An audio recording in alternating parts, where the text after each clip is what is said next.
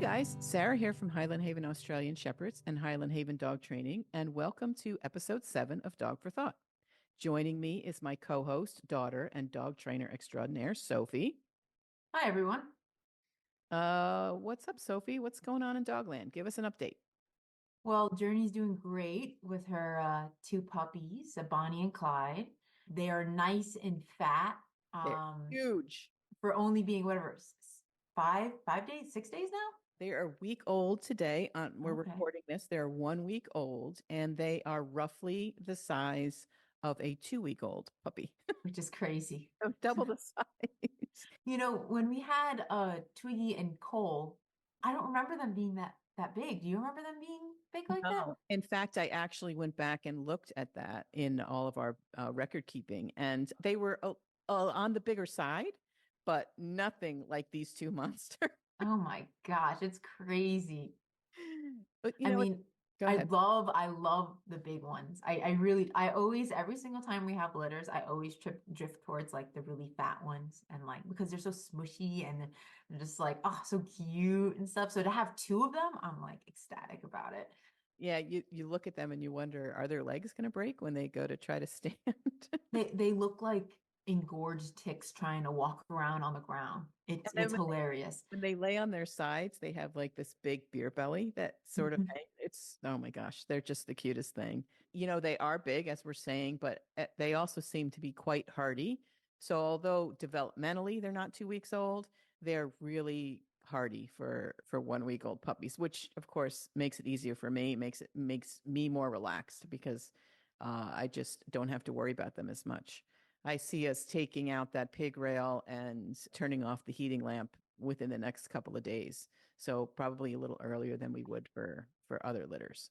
Oh yeah, and the fact that because there's only two of them and they're so big, they don't really like, I thought they would be all over Journey, like getting her heat and stuff, because a lot of them make like dog piles. But these two, they have no problem sleeping by themselves in the corner. Yeah, I have noticed that as well. And the ambient temperature in the room is really not that warm. Mm-mm. Particularly during the day, the way our thermostats work, it's kind of kooky. But yeah, during the day, it's quite cool in there. And they yet still are not snuggled up necessarily against each other With the mama. or with Journey unless they're trying to Mhm. eat. And they're not like gravitating even to the heat of the heat lamp. So that's what I mean by hardy. I think they're really pretty tough puppies at this point. So they are really off the charts as far as our puppies go, as far as weight and even really size. They're really long as well. Mhm. But that will level off once they wean and they're on a more regulated diet and they're not overeating all day long. We'll see them sort of level off. I don't anticipate these guys to be overly sized adult dogs. They're just right now in their development oversized because of the abundance of Journey's milk. So Yeah, but we do have to keep in mind that Journey had pretty big puppies. I mean, all of her whole litter from last litter, they all look like grown adult dogs now. Like they that's don't look like whatever. I think they're 8 months now. yeah, between 8 and 9 months now.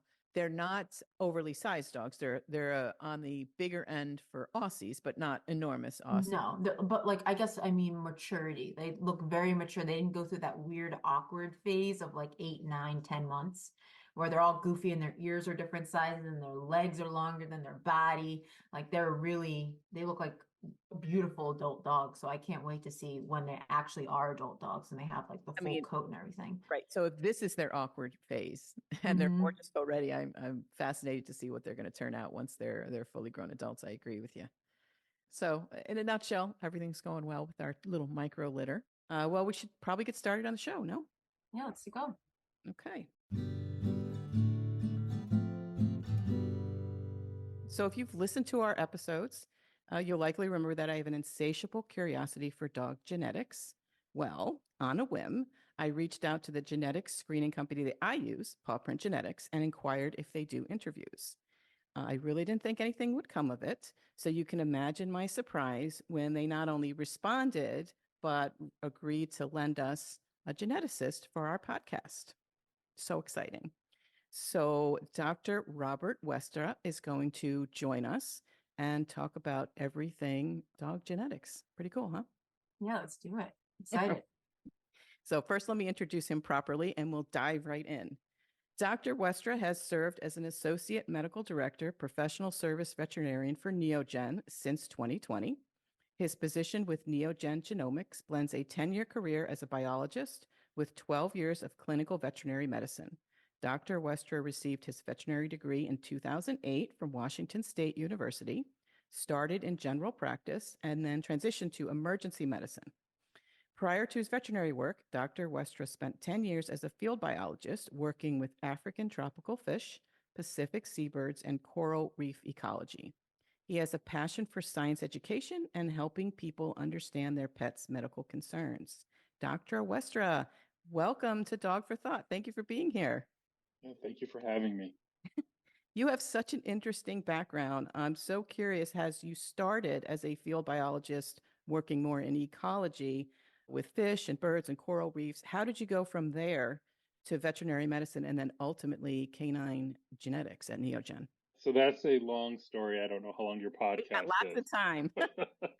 The simple answer is that, like a lot of high school graduates, I wanted to be a doctor. I had a very narrow perspective on what there was to do in this world.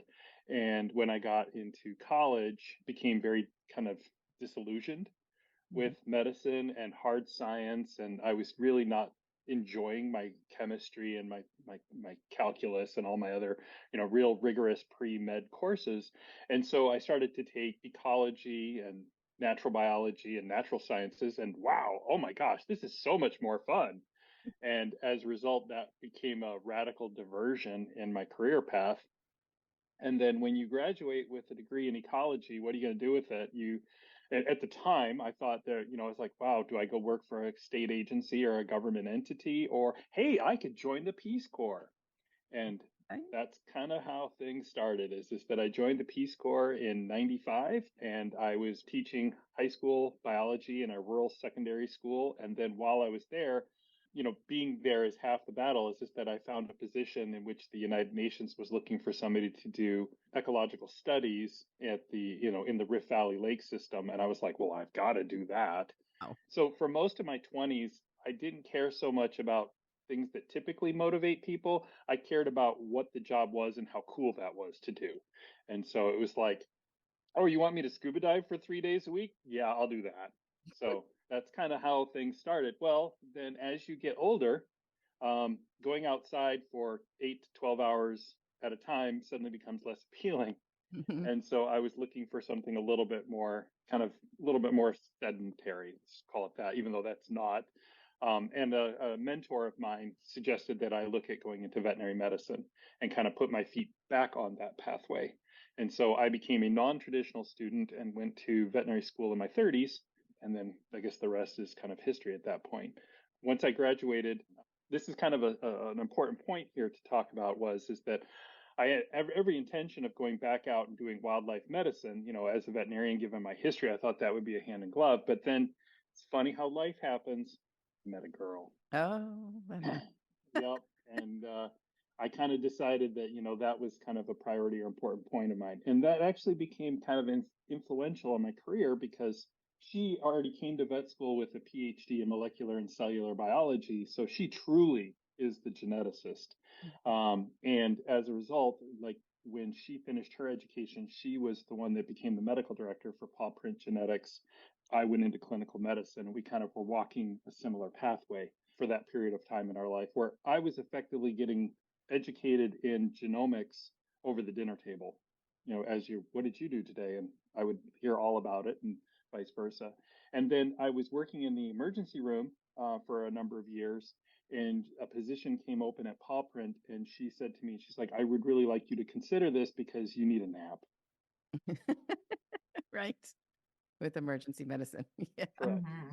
So that's kind of how one thing led to another. And then I started with Paw Print Genetics in 2020.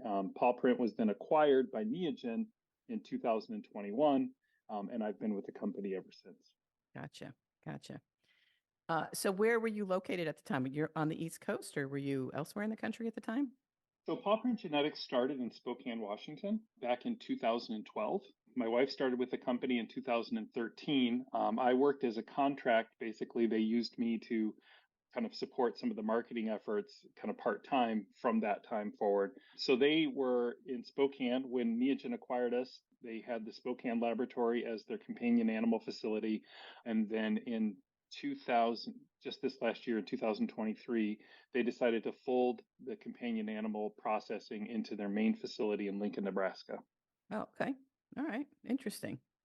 All right. So you've given us a little background on Paw Print Genetics. Can you talk a little bit about the beginning of the direct to consumer genetic testing sort of model? It's really very new, is it not? Yeah, I guess relatively. I just think that there were a couple of companies out there doing direct to consumer genomic testing, but for the most part, in the late 2000s, I guess, most of the genetic testing was done through the academic institutions that were discovering the mutations. So if you wanted to get the MDR1 test, you went to Washington State University. If you wanted to get exercise-induced collapse, you'd have to go to University of Minnesota. And it was kind of similar type thing is the tests were kind of held in almost a proprietary fashion from the academic institutions.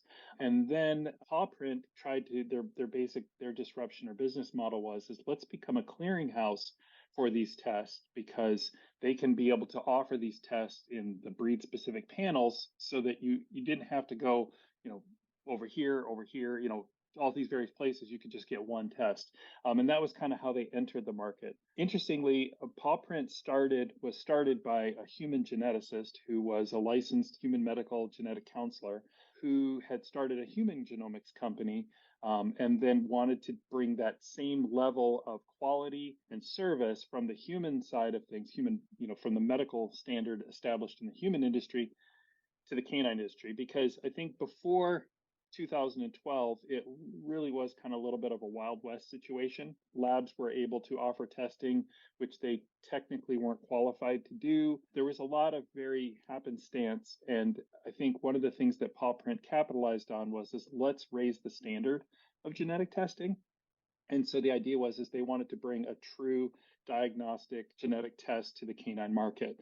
And at the same time, they wanted to consolidate all the tests from all the random places so that the consumer could go to one place, get the test they need, and then have confidence that they're getting a result that they can truly make a decision based off of. And at the same time, the reason why the owner of Paw Print brought in a number of veterinarians at the time was that we believed having a genetic result is only half of the product. The other half of the product is knowing what to do with it and applying it to your program in a fashion that it benefits you. So we really did try to make ourselves available to the client in either, from just sample management, order placement, all of that aspect of it, so that you knew that you were getting the test that you wanted, needed, so forth. But at the same time, that if you had any questions on your results, you knew that you could speak to someone like myself, a veterinarian or a PhD geneticist, and actually get some information that you could use. Oh, that's fascinating. I think that's what, I've used several screening companies and I ended up redoing a lot of tests at Paw Print. So I have all of my dogs on Paw Print because exactly what you said. It's a good combination of the science, but also the support. Very easy to, with each gene that we test for, it gives you a synopsis. So you're really clear on what it is. It explains dominant, recessive, incomplete dominant right in the synopsis right under the gene that you're testing for. It also has a great sort of dashboard that helps you organize your dogs. And when you have so many dogs, as breeders do, it is really hard to keep that paperwork straight. You have it in all different places. I have, a hard copy book and, then you have your online stuff, and Paw Print was able to put everything together for me, which I really love. And I know a lot of breeders really love that aspect of it. Additionally, it lets you officially share the information with important parties, whether it be somebody purchasing a puppy that wants to see, proof of the screenings of the dam and sire, or if you're looking for a stud or you have a stud, being able to share that information in an official way rather than the old way we did it, which was just take my word for it. Is really, it just helps, it elevates your breeding program so that you look professional and that, you're doing everything you can do, possible at the moment to breed healthy dogs. So shout out to Paw Print Genetics. Before we get started on actual questions about genes, should I be referring to them as the genes we tested for, or are they considered mutations? That's a good question. Yeah, we are testing for variants of the genes. So you are correct. We are testing for mutations that are associated with either a disease or the presentation of a feature or trait, such as like color and tail and things like that. So I can refer to them as mutations. So I'm testing for mutations. Gotcha. Correct. Can we get a short primer on the difference between dominant, recessive, and incomplete dominant so we can sort of refresh everybody's 10th grade biology quadrant learning? Absolutely. Absolutely. When I give presentations to breed clubs and things like that, I always have to include the slide just so that it's like, let's all get on the same page here.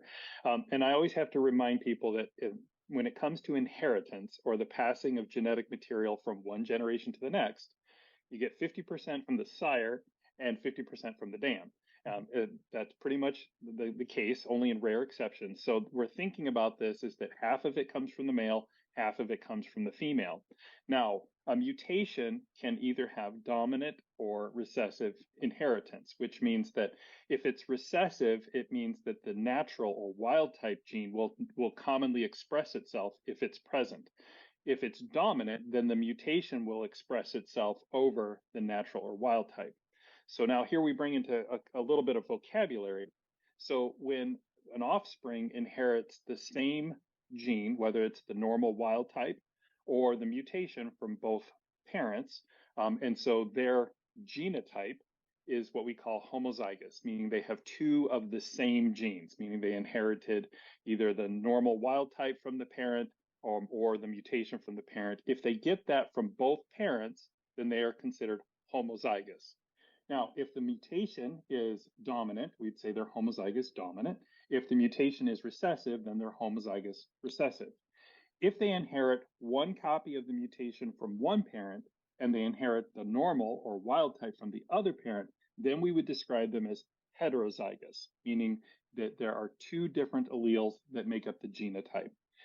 So like when we talk about diseases, their genotype would be WT, wild type, normal, and /M, or M stands for mutation.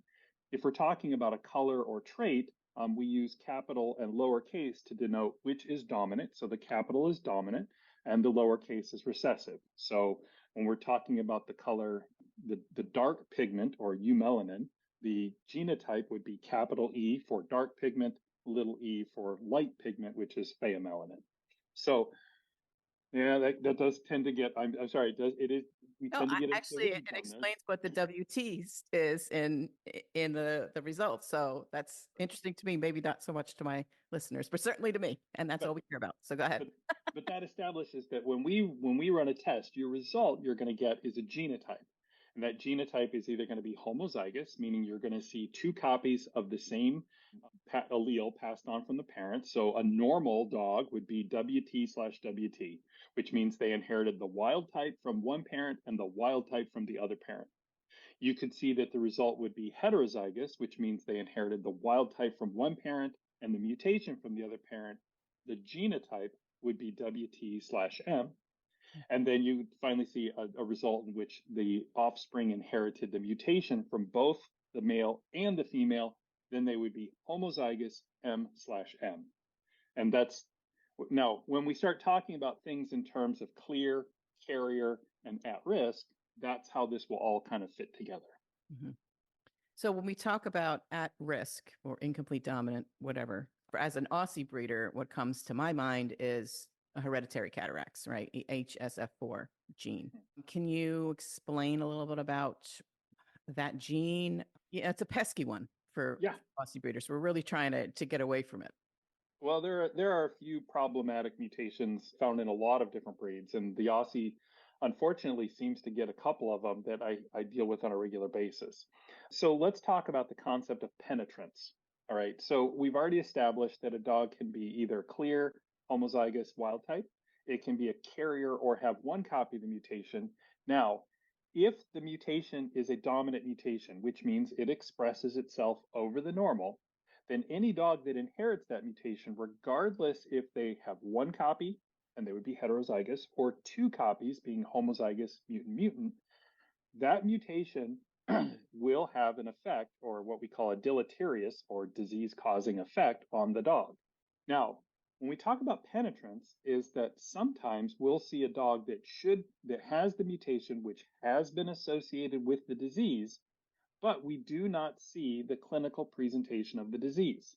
So we would say that this mutation is inherited, but it has incomplete penetrance. Now, a mutation that has 100% or complete penetrance, which means that if the dog inherits that mutation in whatever fashion required, whether dominant or recessive, that disease is going to be there. We pretty much assume that that mutation is going to have a bad effect, and that dog is going to have a problem as a result of it. A good example of that are several of the mutations for progressive retinal atrophy. If the dog inherited 2 copies of PRA, we pretty much assume that there is clinical evidence that that dog is going to have eye problems and that a later life potentially could have visual deficits leading to blindness. So far, what we have seen with all of our research is that mutation has complete or 100% penetrance. To your point, let's talk about a mutation that doesn't have complete penetrance or incomplete penetrance, the HSF4 mutation with the hereditary cataract. Here we have dogs that have the mutation, but we do not see the clinical disease. Now, does that mean that the mutation is irrelevant? No. We describe it as being at risk, which means that to the best of our knowledge, dogs that have this mutation have the potential of presenting with this clinical condition. And that creates that's frustrating for the breeder because we want the world to exist in black and white, Right. but like Merle dogs show us, there's shades of gray all over the place. Mm-hmm. So when we're dealing with a mutation that is incomplete penetrant, we have to think about it in terms of risk assessment and risk management. And that gets us into a little bit about how do I use this mutation and what does that mean for my breeding program? Mm-hmm. So that is one that has sort of haunted me a bit. We have an older stud. He's 10. He carries 1 copy of hereditary cataracts. In the early days when we bred him, I did not understand the difference. I came at it with a very black and white attitude. Okay, well, let me look at what the male carries. Let me look at what the female carries. As long as I don't overlap them, we're good to go. It wasn't until a little bit later that I started reading more about the hereditary cataracts and incomplete dominant or what we've just discussed. What I have done is depend on the Australian Shepherd Health and Genetics Institute.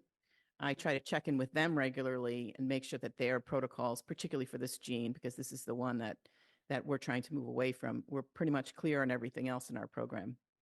And their advice was, or still is, we want to make sure that and we're talking about sires here because all of our dams are clear. And sires can, of course, produce so many more puppies. So we have to be even more careful with them than we have to be with dams. We want to make sure he's at least 4. We want to make sure that he's completely asymptomatic. And we don't want to necessarily remove him from the program if he's carrying just 1 copy. My stud is 10. He's still totally asymptomatic. And he has so many wonderful qualities and passes on so many wonderful traits to his offspring. He was not a dog that I wanted to completely remove from the gene pool. And that was the other thing they discussed. Like, we don't want to just rashly just eliminate these dogs from the gene pool because it's a fairly prevalent mutation within Aussies. Can you explain what the negative effects would be if, as a whole, Aussie breeders just said, oh, we're going to just take all these dogs out of the gene pool? What could happen to Aussies as a breed if we did that? I call that the scorched earth policy. Like, we're going to get rid of this mutation, and therefore all dogs with this mutation are retired, they're petted out, they're neutered.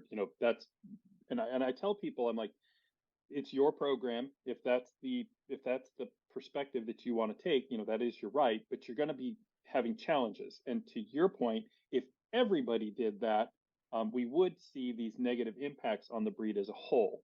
So what happens is that when a mutation has significant frequency, which means it's found in a significant percentage of the population, if we were to retire all of those dogs, with the very well-meaning intent of getting rid of one singular mutation, we have removed all of the potential, as you described it, good things that those dogs could contribute to the breeding population.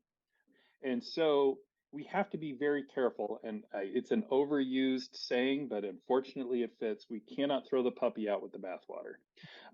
In the effort of trying to reduce one mutation that causes badness, we potentially could get rid of so many good things.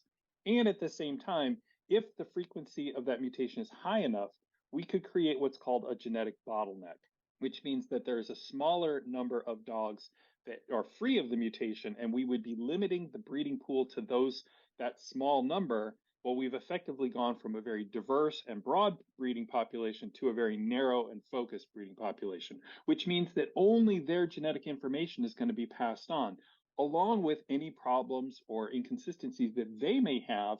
That suddenly becomes pervasive in the resulting population. The single most important thing for any breeding population when trying to maintain diversity is to maintain the highest number of breeding pairs that we can.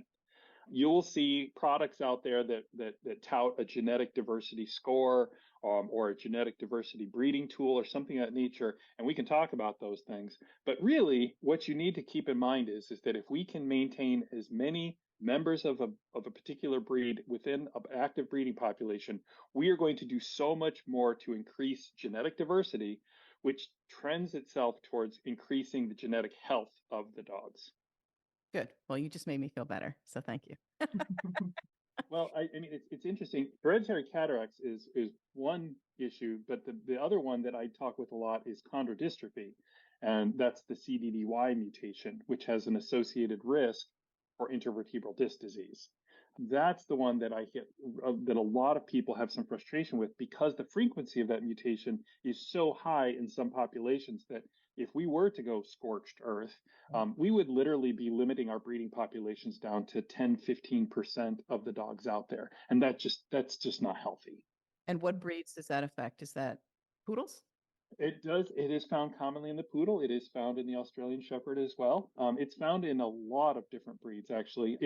Because of the phenotypic effects the mutation would have, you're going to find it in any dog that is bred for size, particularly smaller size. So within the mini American Shepherd, you'll see this mutation. Within the toys and the miniatures, you'll see this mutation. And this kind of takes me back to a point that I'd like to make, especially when talking about any mutation that has incomplete penetrance, is that the mutation itself, we associate a risk to it, like I said before. And the thing is, we have to be aware of what risk means and then how to apply that risk to our program. And you've already touched upon it, is that it's a balancing act, meaning that are there enough positive features and traits within your male that would warrant the risk of passing on this disease-causing mutation or disease-associated mutation? And that it becomes a very fine line that people have to draw within their own program. The other advantage I like to talk about is that whenever we have a risk, that opens up the opportunity for us to mitigate or manage that risk. So if you know that your dog is at risk for cataracts, you can take steps to reduce other environmental factors, which may kind of either speed it along or actually instigate the presentation of the disease. Right. And I think that's important for people to understand. So what we've done with my older male is we kept his son, but when we decide to keep an offspring from a litter, we test them first, right? And his son is clear for everything. So we were able to then preserve a lot of the wonderful qualities in him with a son that has a clear panel. Although we still bred him, actually he had a litter last year and then retired, you can still sort of get everything you want from that male by then choosing progeny that are more clear, have clearer panels. The other thing that I've heard breeders and vets talk about, particularly with hereditary cataracts, is although it is, miserable for dogs who, lose one eye or lose sight or lose both eyes, they can still live a happy life. It's a much less terrible result as something like a really bad seizure condition or a condition that causes paralysis where you're completely ruining the dog's quality of life. So it's a balancing act in many ways. And I don't want to come off as flippant, like it's no big deal, because of course it is to people who love their dogs. But as we all know, dogs can live blind, totally blind, live really wonderful quality of life with good owners. So I try to keep that in mind as well. Like, it's not the end of the world. We're not putting these dogs to sleep if they do become symptomatic. And, we've been super lucky so far. And like you say, it's we're forever balancing the positives and negatives of things like this. Could we talk a little bit about the MDR1 gene? Um, MDR1, it's not so much that it's incomplete penetrant. It does have what we call variable expression, and it does seem to affect dogs that whether they have one copy or two copies. If they have one copy, we would consider them to be concerned for having possible reactions to a list of medications versus dogs that have two copies in which the concern is greater. So there is that kind of spectrum of presentation. To kind of break it down is that dogs with the MDR1 mutation basically lack the ability to metabolize certain drug classes. And as a result, they have a much more either significant or severe effect of the medication, which can then also be presented as is that they can actually become quite ill from any administration of the medication. And the classic example of that is any of the ivermectin-based drugs, which is, of course, your heartworm medication, which, for most of the United States is pretty important for those dogs. Now, the beautiful thing is that because the mutation has been known for quite some time, the manufacturers of those drugs have tried to determine what is a minimum safe level that is both effective at preventing heartworm, but at the same time is tolerated by a majority of dogs, even those dogs that have one or two copies of the MDR1 mutation. So there is no reason not to treat them for heartworm, because in this situation, that disease is, the risk of that disease is so much greater than a risk of reaction. The scenario that I like to paint for people is that we'll use the Australian Shepherd as an example, a classic herding dog, common farm dog, and so on farms there are horses, and you go out there to deworm your horses with the ivermectin paste. You carry the tube in your back pocket. You're bending over, the tube falls out. You turn around, and your dog is just nomming the apple flavored paste that you were going to give to your horses. That tends to be the scenario that we see for dogs with the MDR1. Right. So I have a question going off of that. We had a case where one of our puppies notified us because they were at a horse farm and very similar thing happened. Does that, once they go through that, does that affect their heart? So the effects are variable, meaning some dogs will present, with just like some sedate or become like actually sluggish and slightly ataxic. And other dogs will be, it actually can be fatal to some dogs. So there's quite a broad spectrum of presentation for the dogs. And it all comes down to their ability to metabolize the actual medication through their liver. The thing with MDR1 is that because the presentations are so variable, it's hard to rule it out as saying that doesn't fit with an MDR1 toxicity. At the same time, it's not something that we get too excited over. We want to make sure that we've ruled out other pathologies as well as doing that.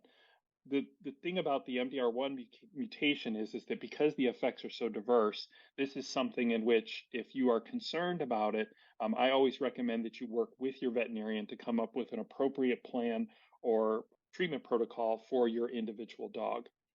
Mm-hmm. And your veterinarian has the capability of exploring or getting other resources, which can give them kind of an advantage to managing the individual presentation of the case. And we get a lot of people that call in and they want to talk about the MDR1 mutation, but I literally have to kind of put up this wall and say, I'm here to talk about the result, the genotype of it. But when it comes down to the actual, like what we're seeing clinically, I want you to work with your regular veterinarian on that one. They have the benefit of actually looking and doing a physical exam and monitoring any kind of physical parameters associated with your individual dog. And at the same time, they have the benefit of knowing the history and then being able to monitor the effect of any recommendations that they would make. We don't test our puppies before they go to homes because obviously we've tested their parents.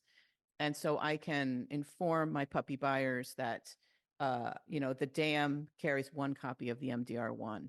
And what I tell my puppy buyers is, so you should just assume that your puppy might have inherited one copy.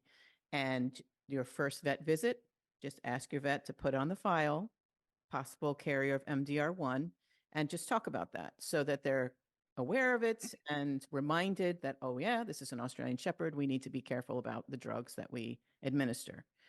Those who are really, really concerned about it, and we do have some puppy buyers that are worry more than others, we just say, go ahead and test them. They might be clear.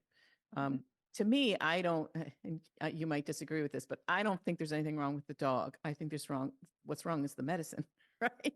So we need to make sure that we're treating them correctly rather than saying that there's something clinically wrong with the dog that we need to be concerned about. And, MDR1 is so prevalent in Australian Shepherds. We are just at the point in our breeding program where we're starting to breed away from it. We're finally starting to get new females coming up who are completely clear for that, as well as the hereditary cataracts and everything else. So, and now we're having the next generation of studs that are coming up that are also our friends that have studs that we use are, being more conscious of choosing progeny to create studs that are clear for things like MDR1. So we're moving away from that as well, but it is another pesky one. But you bring up a good point. When we're dealing with these autosomal incomplete dominant mutations, hereditary cataracts, MDR1, chondrodystrophy, all of those things bring up the concept of walking away from a mutation versus running away from a mutation. Okay. In that, and the MDR1's a great example is because, you can choose, you can't eliminate those dogs, as we've already talked about. You don't want to create a genetic bottleneck. You don't want to create as many genetic problems as we're trying to solve for just that one issue. But at the same time, you kind of put your finger on the scale so that we start to select for the dogs that have one copy of the mutation versus two copies of the mutation. And then that opens the door for potentially producing a clear dog. And then over generations, more of those clear dogs are going to be the active members of the breeding population. And yes, we can get away from those mutations. We can, reduce the frequency of that mutation within any population. It's just over a much more kind of a longer time scale than if we're dealing with a straightforward, simple recessive. Those are great because we can breed carriers to clear, still producing clears, and we can get rid of that. When we're dealing with these dominant mutations, we do have to be much more careful in that we don't create genetic problems while trying to get rid of this one. And at the same time, we move towards that where we find those one copy carriers to breed to clears and eventually start producing more and more clears. Good. I love that. Walking away, not running away. That's great. Breeding Australian Shepherds, I find, is trickier than breeding other breeds simply because we have the Merle to Merle issue, right? And we have MDR1, we have hereditary cataracts, and we also have natural bobtail to natural bobtail. Can you talk a little bit about the Merle to Merle gene, why that's a problem when we double up on something like that? Well, it's like how deep into the weeds do you want to get? So the first thing is that Merle is a very popular, and we're going to call it a pattern. Okay, it's effectively it's a pattern of a color, or of the base coat of the dog, and it is incredibly popular in a number of breeds. I'm going to say that it's been introduced into breeds where it probably wasn't very common, so that it can become more common. So in today's world, we're all kind of reacting to the post-pandemic puppy situation. Merle is a very common pattern and it's very desirable. And yes, the Australian Shepherd is one of the more traditional dogs that presented with Merle. So it is something that a lot of breeders are having to deal with.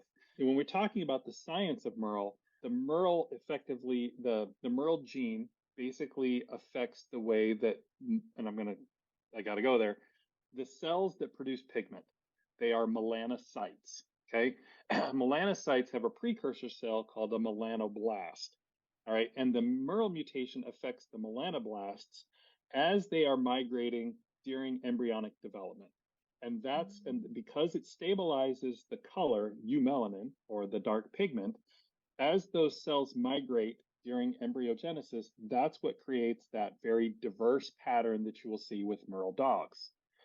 Now, the thing is that a melanoblast is not just a color-producing precursor. It is also the precursor for a number of other cells, which include the development of the eye and the development of the ear. Okay. And because the Merle mutation affects the dog at such an early point during embryogenesis, That's why when we have the issue of Merle to Merle breeding, you can see what is the classic, hallmark of a double Merle dog, which is excessive white. Some people call it lethal white, maybe is incorrect, but the excessive white, which means the white travels above the hair and then up onto the pinna or the ear. You see enophthalmia, which is an underdeveloped eye or blindness. And then, of course, auditory deficits because the inner ear is affected as well. And so a Merle to Merle dog, a classic Merle to Merle dog, is excessive white, blind, and deaf. Mm-hmm. Now, as you've already alluded to, that doesn't necessarily mean that double Merle can have a miserable quality of life. I know of a person that has a double Merle dog that was a championship. I can't remember what competition she competed in, but she did very well. She has a very good high quality of life, which is great, and I appreciate that. And I only say that because I want to speak towards some people will kind of take drastic measures when they get a double Merle Right. offspring. That's not necessarily. What we want to do is we want to focus on preventing that from being a problem. And this is where Merle gets even more complicated because you can be genetically a Merle dog without presenting phenotypically Right. with the Merle pattern. And this is where people get either confused or it becomes this kind of little bit of school of thought controversy in terms of who can get bred to whom. And I will say this, that my personal philosophy is that if you have Merle in your program, you should be testing for Merle. One, to establish the Merle dogs that you can classically see as a Merle so that you can see what we call the sign insertion length, which is when we test for the Merle mutation, we will give you a number associated with that. And that number can then fit along this spectrum between 200 and 280. And the number represents the number of base pairs that make up the sign insertion. When I talk about base pairs, I'm talking about the CGTA, base pairs that make up the DNA code. Now, dogs that fall right within this special window of about high 250s to low 270s, those fall into our classic range, and they will typically present like you would recognize any Merle dog. Dogs that fall below that range will either be in what we call the atypical or the cryptic range, which means that genetically they carry the Merle mutation. They can pass that Merle mutation on to their offspring, but they do not look like you would recognize as a Merle dog. That creates kind of an issue because if you're using phenotype or the presentation of a dog alone, you might have issues and you might end up with getting that double Merle dog that nobody really wants. Like we shouldn't have to go there. Right. Thank you for that, because I always test my dogs for color, even if they're red tries or black tries. And I think, is this just a waste of time? Like, is this just redundant? But I always test them. The beautiful thing is that if you can show that they are free of the Merle mutation, that has value because that becomes a potential partner for a dog or for a program that is breeding for Merle. Right. And I think that's something that people don't recognize or understand is that, finding out a dog is clear of a mutation can be just as valuable, if not more so. Right. Exactly. When you're talking about Merle to Merle breeding, I mean, anybody who has been breeding dogs long enough will have accidental litters. It just happens. If you have Labradors, if you have poodles, whatever, if you have enough dogs, these things happen. Dogs break down fences, they breed through fences, they break out of rooms, and they do all kinds of crazy. They jump off of roofs. We've had a dog, not our dog, but a dog actually went through a glass window off the roof down to get to the female. So these accidental breedings happen. And of course, when you have Merle in your program, whatever, if you're breeding Shelties or breeding Aussies or whatever, the stakes are higher, right? Because you get a double Merle breeding. And I see a lot of people wring their hands over mistakes that happen. And, should I abort this pregnancy or potential pregnancy? Of course, we don't even know if they're pregnant with dogs because there is no pregnancy test until they're farther along. So, it makes more sense if that happens, in my opinion, to just go ahead with the litter and understand that you might have 25% of the dogs would be double Merles, but then 75% will be completely normal. So does it make sense, again, to put the female at risk, put her through hormone therapy to possibly abort a litter that may or may not even be gestating? instead of just moving forward. And of course, you hope that she didn't take, right? That happens. It's the one time you hope she didn't take. We have never had that happen to us, but we have a very small program. But these things happen to all breeders, these accidental breeding. So again, it's another situation where we can't be so black and white. We have to make these really sort of pragmatic, logical decisions when such things happen, like merle to merle breeding. I had a case yesterday where a client called in, was frustrated that the male dog had dug a hole under the fence to Right. get from one pen to the other. And it's like, I tell people when I was in practice, love finds a way. Like, and also I will say this too, is that if there is a husband in the house, it's always their fault. Well, that's true for a myriad of. I get that so many times. Well, he left the gate open. Of course he did. That's what he does. We ended up neutering both of our studs, our 10-year-old and his son, the 5-year-old, simply because we live in a house. We don't have kennels. We have 8 dogs together. And it just got to the point where the males were like, nope, we hate each other. And significant fights were starting to crop up. And I just decided I couldn't do it anymore. And I have to say, having intact merle females and intact merle males, having neutered the males, it's easy. Yeah, it's such a relief. So easy. Not have to worry about the merle to merle breeding, because if you get an accidental breeding, you can sort of just try to make the best of it. But when it's merle to merle, then it's just even more painful. So we now have a neutered house. To your point about probability, is that you are absolutely correct. When we have those accidental breedings, I tell people it's like you have a 75% chance with each dog that they're going to be fine. They're either going to be genetically heterozygous, one copy of the merle mutation, or there's a potential that they will be clear. So it comes down to the odds are in your favor that that things are going to work out just fine. Right. However, we do know that 25% of the time, yes, double merles do exist and they do happen. So the risk is not zero. Right. We had a breeder friend who had an accidental litter, and she just had one double merle puppy, and she just homed her with a friend, and she lived a great life. It wasn't something that she advertised on her website, but she homed her, and she ended up being a great family pet. So these are the things that happen when you have merle in your lines. So am I to assume that the merle gene, that there is only one merle gene, that merle gene would apply to any breed that has merle in it? It's the same thing? As far as we know, yes. You'll get me kind of speaking science when I start saying it's like we can't account for things that we don't know about. But to this point in time, yes, the merle gene that we test for is the responsible for the merle pattern that we see in the breeds, or that present with that. And that's also how I say this, is that people who have introduced the merle gene into their program have found a way to get merle into breeds that don't traditionally present or don't commonly present with the merle pattern. Now, that isn't to say that that isn't the only gene out there, because like an example of this is the Harlequin gene in the Great Dane.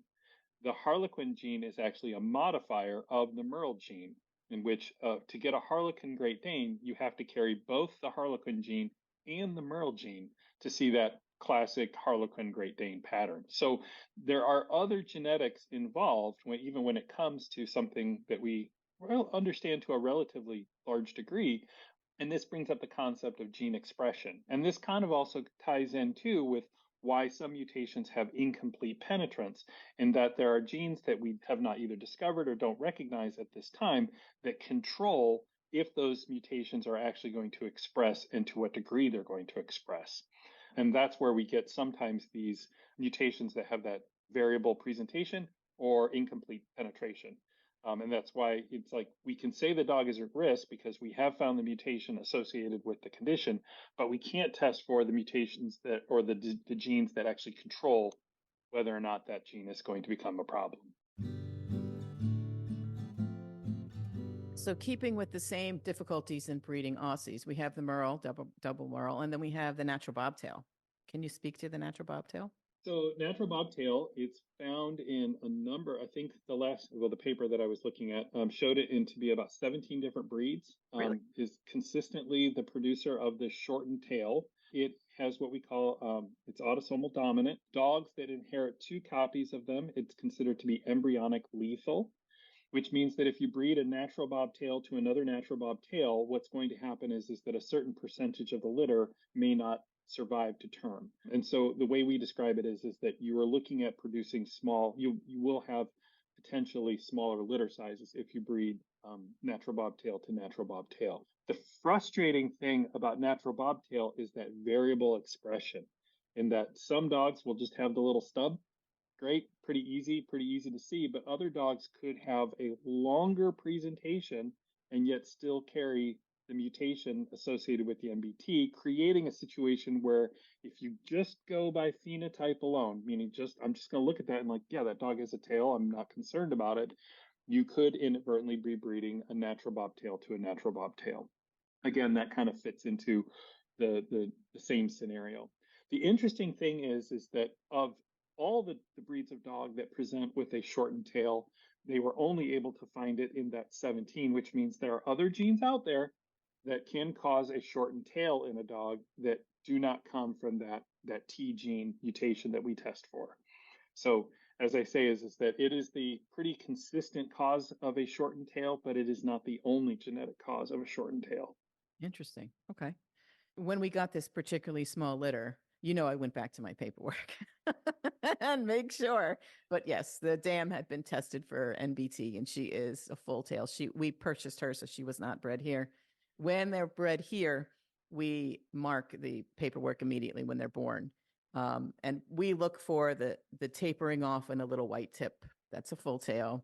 And then anything shortened of that, it can be 3/4, and people don't realize that. We see a lot of people with Australian Shepherds that have not had their tail stocked, and they don't realize that they have a dog with a bobtail, and they're like, "No, it's long." I'm like, "You can feel it right in the end. That's Yep. tail. That's not a full tail." And I think it's terribly ugly, but that's a personal preference. But yeah, we have bobtail all through our lines, so that is something I learned early on, and actually in the early days informed some of my breeder friends who'd been doing it many more years than I had. They were like, what are you talking about? And they then went back and researched it and were like, oh, that's why I was having these small litters.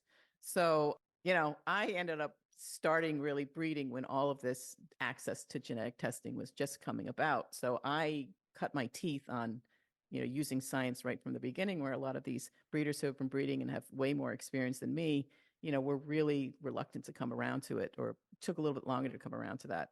Yeah. So I did go back and check the paperwork on this small litter, and Mama was definitely tested and is clear. And I know Dad was bobtail, right? So I think Yep. that's couldn't use it. Well, and the difference, we bred her to a different male than we bred her the last time. And both of them are blue merles with blob tails. Right. So that's why we adjusted her with this male or whatever. Right. So she bred with our male, who's definitely a bobtail and had a size a 7. Huge litter. So yeah. So interesting. So I always think it must be really easy to breed Labradors.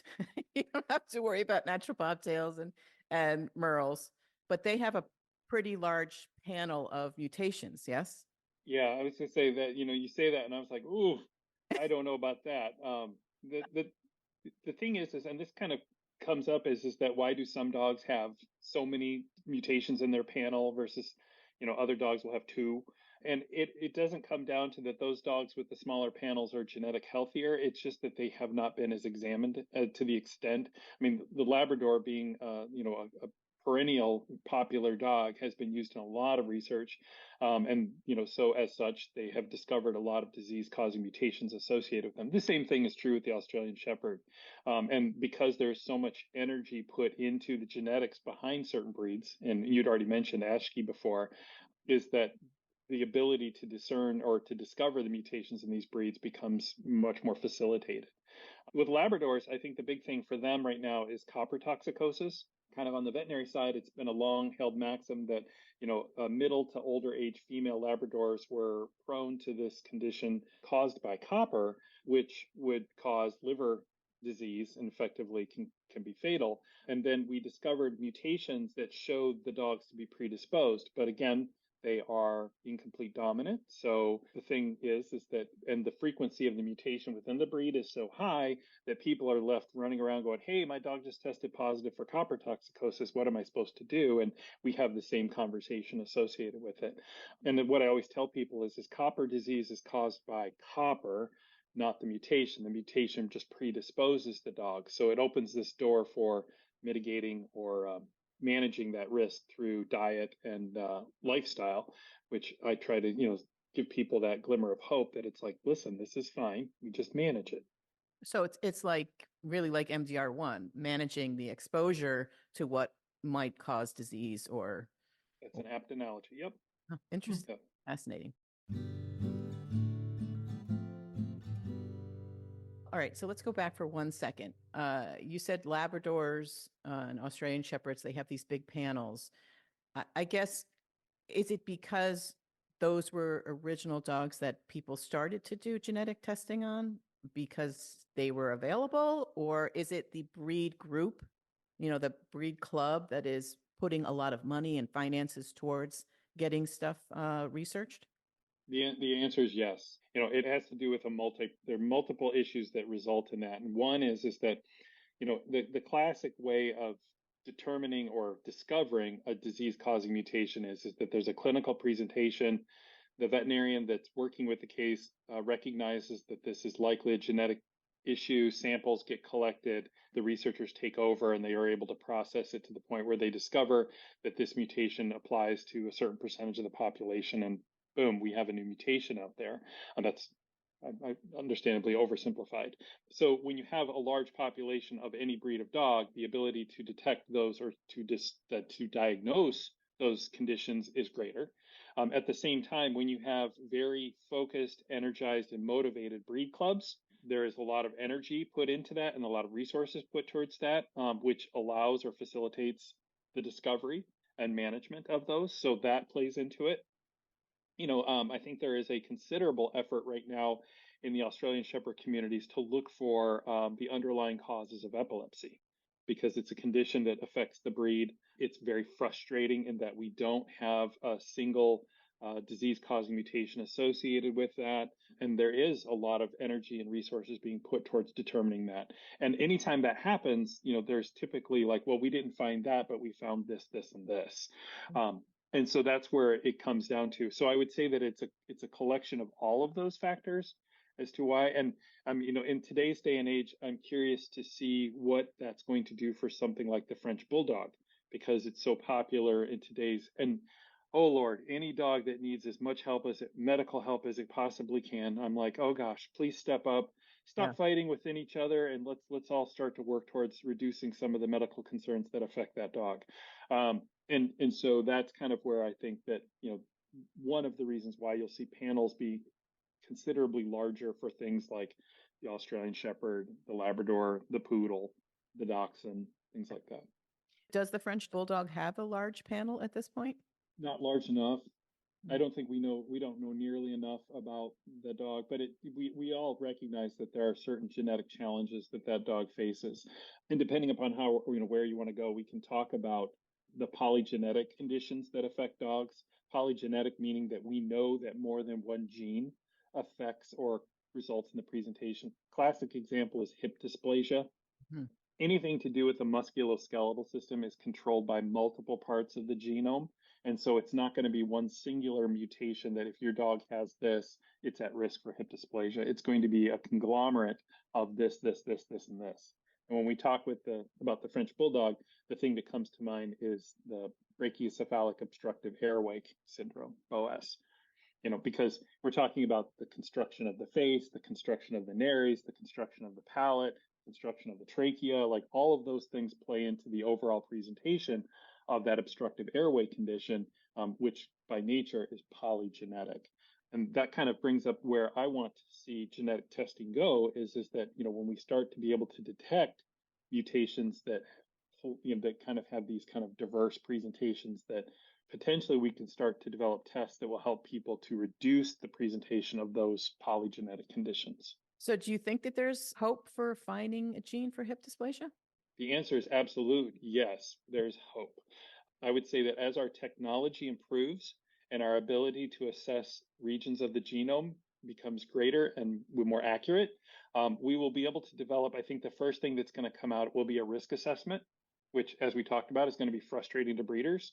But it should be able to, in light of our phenotypic tests, like the OFA test and the Penn Hip test, is that you take that in conglomeration with a genetic test that assesses a risk. You should be able to walk away from these conditions versus run.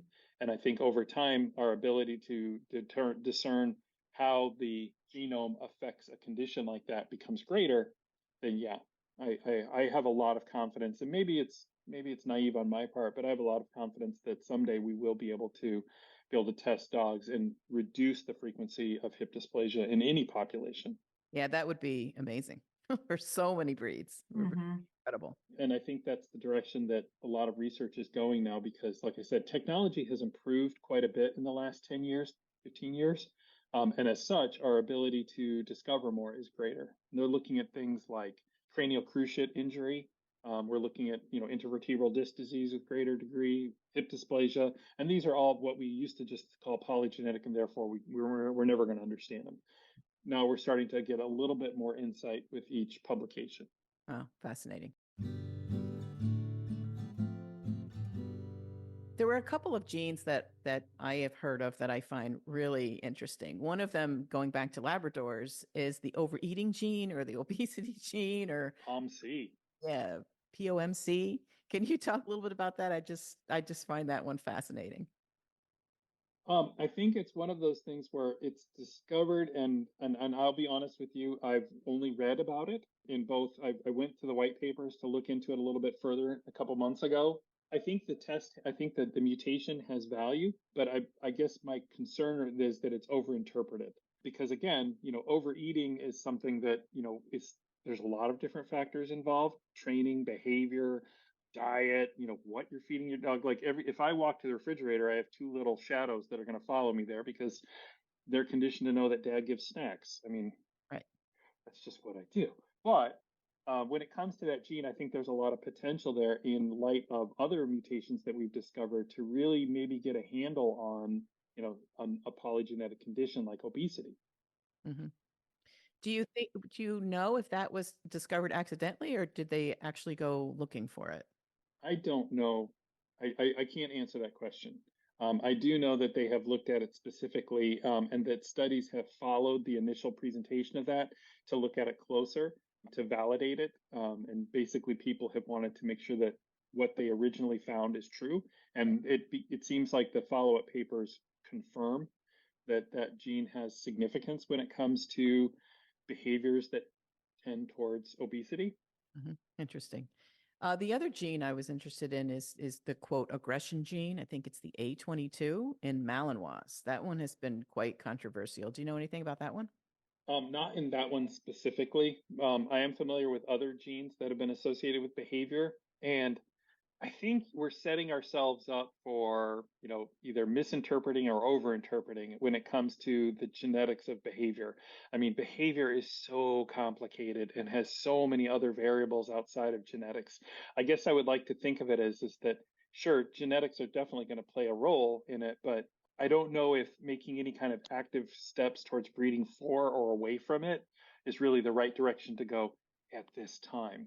I think that, especially when it comes to aggression and the use of the Malinois for police work and yeah, exactly. all that stuff. Yeah. And the thing too is that we know that genes often play multiple roles. And so again, we may be thinking we're promoting something where we may get things that we didn't even anticipate to come along with it. Right. So I think that's just my personal opinion, but I think that when we're looking at the genetics of behavior, we have to be very careful with how we apply that information. For sure. I guess there was a case on Facebook a couple of years ago where somebody said they had a 4-month-old Malinois that tested positive for that gene. and they ended up putting the dog down, and the internet just went insane, which Yeah. rightfully so, because this was a 4-month-old dog.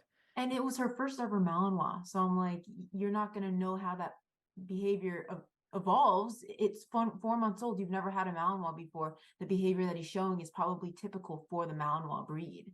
So Right. why would you put the dog to sleep? That's crazy. And perhaps the behavior is specific for a certain type of training, which would maybe be more appropriate in a different home. But when we're talking about euthanizing based on a gene that's not very understood, that's really frightening. Yeah. Yeah, that's a little heavy-handed. I mean, you both are dog trainers. So, I mean, you understand that like even if a dog comes from a history where certain behaviors have been trained and learned, you can correct that through, it can be modified through training, which Absolutely. which says to me that it's like sometimes we could capitalize on aggression may just mean that they have high drive, high energy. And that can be quite useful in certain circumstances if it's positively directed. I do have some history with animal training. And so I guess I fall into the same category as you guys, is that I would like to see people understand that that may give them a template from which they work off of, but it shouldn't require any kind of extreme measures. Right. For sure. I think overall it has been an absolute revelation to be able to use science to better your breed. When I was much younger, I did want to breed dogs, but I'll be honest, the I had German shepherds at the time, and we know their health history. And the thought of breeding puppies, homing them with people, and then finding out that they had these, catastrophic conditions just prevented me from sort of starting into the whole dog breeding thing. So when the science came out and gave me a little bit more confidence in being able to screen dogs from the get-go, it really changed things for me. And although and I try to tell my clients this over and over, it's a living creature. I can't prevent everything. I mean, it's literally impossible. I can only do the best I can with the knowledge that we have now. And just because the panel is 10 mutations long right now doesn't mean it will be 10 tomorrow.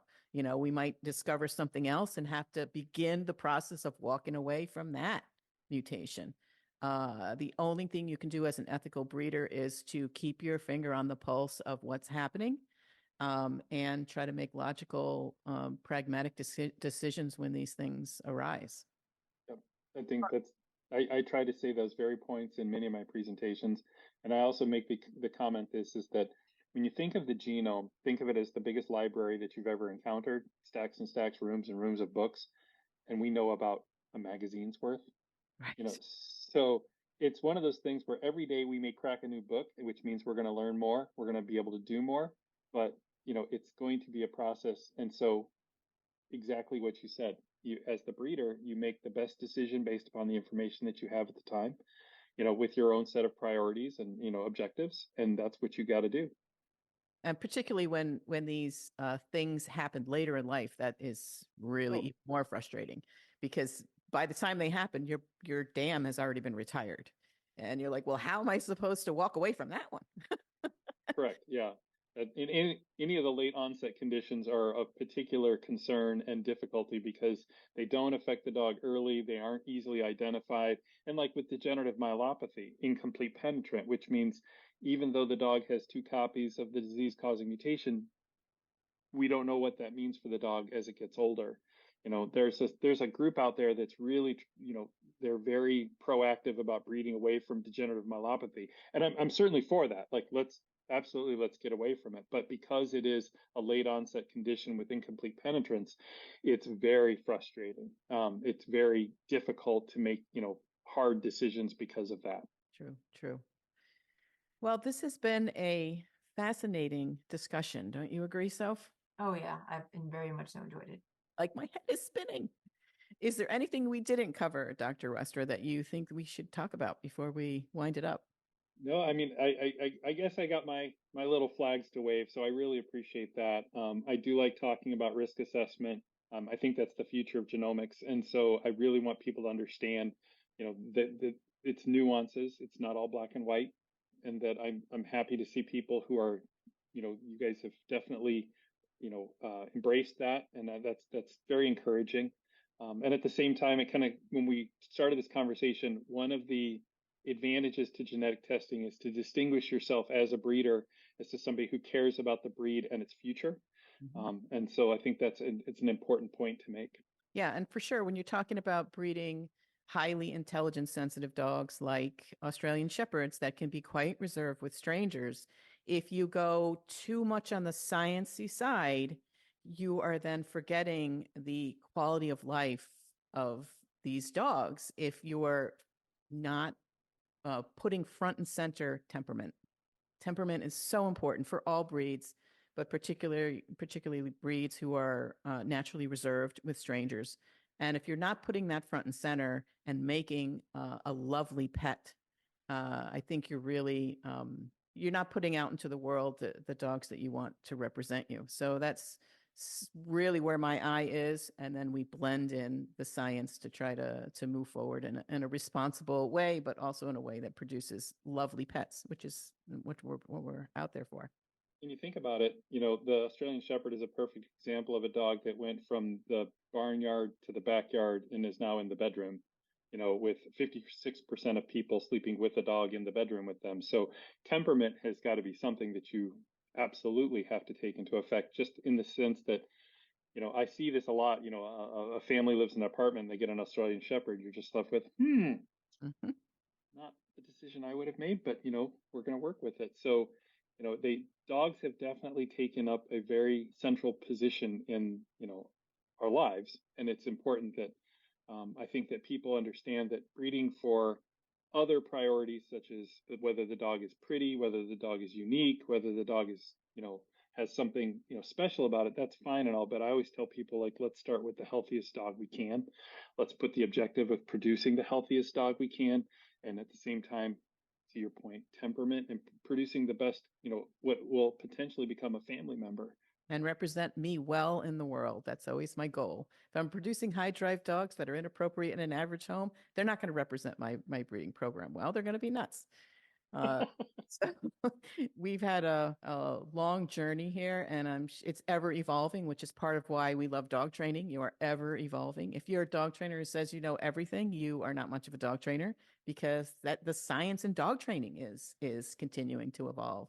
So this is part of the reason I love working with live animals, because you can't ever sit back. You've got to be flexible and ready to evolve along with the new science and with that animal. So it's been a joy, as has this conversation. I appreciate so much your time today. As my sister said, when I said I'm nervous about this interview, she said, "Just give him permission to geek out. It'll be good." So I've given you that permission. And I'll tell you, I've restrained it. It's one of those things. I do love my job for that reason. When I start reading papers and I get so excited about what this means or what this potential is, I apologize for that. No, maybe I don't apologize for We it. love it. Yeah. He'd like to have you for dinner. Are you kidding? My husband probably wouldn't join that dinner, but me and Sophie would totally be there. We can geek out all day long. I appreciate your time so much, and I appreciate Paw Print Genetics for lending you to us for this, almost an hour and a half. Thank you so much, and good luck in your continuing scientific career. And thanks so much, Dr. Westra. Thank you very much. It was wonderful to be here. All righty. Take care. That was great. That That was was great. awesome. Was that not awesome? That was great. I mean, it touched all the topics that I feel like we talked about beforehand, and a lot of stuff that I was expecting and that I wasn't expecting. So a very, very interesting talk with him. That was fascinating. I mean, I hope our audience enjoyed it as much as we did. I know it was really quite sciencey, but gosh, I mean, talking about geeking out, I said I gave him permission to geek out. I was geeking out the whole time. I know. Trying to hold myself together. I was just trying to process all the information. It was like so much stuff. I was like trying to figure out genomes and which is what, and go back to like biology and be like, okay, if this is the big allele, then what is a small allele, and how are they pairing together, and all that stuff. So it was really, really interesting. I, definitely have a new perspective of genealogy for sure. Genetics, not genealogy. Genetics, sorry. Genetics. I didn't learn anything. Well, I did have like a whole bunch of written questions. And I had to keep reminding myself, like, listen, just sit here and listen to what he's saying. Like, stop worrying about the next question. Just listen to what he's saying and go from there. So that made it much easier for me. I did send him a list of questions ahead of time. So he did take the opportunity at several points and just sort of answer the question that I haven't even asked yet. So that was great. So, I've never done an interview before. So I was really quite nervous, but he was great. And I so appreciate Paw Print Genetics, Neogen, Genomics, and Dr. Westra for giving us their time today. So really special. It really was. All right. It's been a long one. They keep getting longer every week, these podcasts. They do. But this was a really long one. So I hope you guys made it to the end with us. I appreciate it. If you did, I really appreciate you. So we should wind it up and let you guys get back to your lives. Thanks so much for listening, and we'll see you next time on Dog for Thought. Dog for Thought is written and hosted by me, Sarah Brown, co-hosted by Sophie Brown, produced, edited, and original music by Jacob Brown. Don't forget to like and subscribe. Bye.